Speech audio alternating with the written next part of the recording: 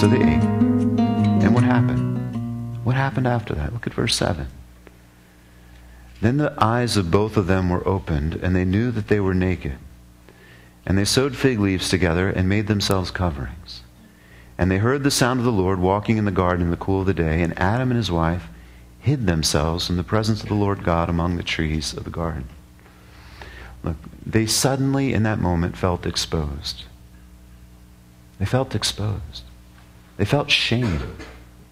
They had a sense that they never had before, ever. And they felt like they needed to cover their condition.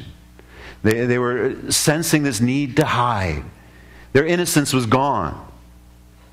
And so suddenly, they're getting fig leaves together and they're trying to do this work to create something to cover the consequence of their mistake. They experienced guilt.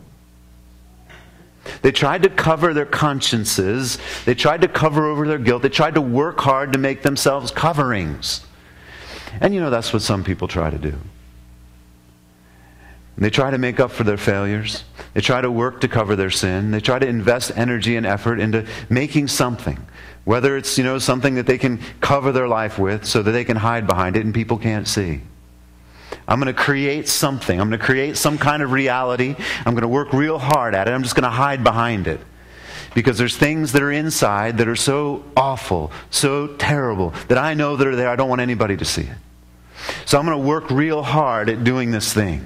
And I'm going to hide behind it. I'm going to live behind it because I just want to project something that's apart from reality. Driven by a sense of shame and guilt and failure.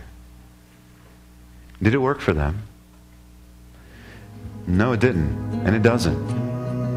And we can see, even though they covered themselves with this fig leaf garment, they still were trying to hide from God. Could you hide from God? Can you hide from God?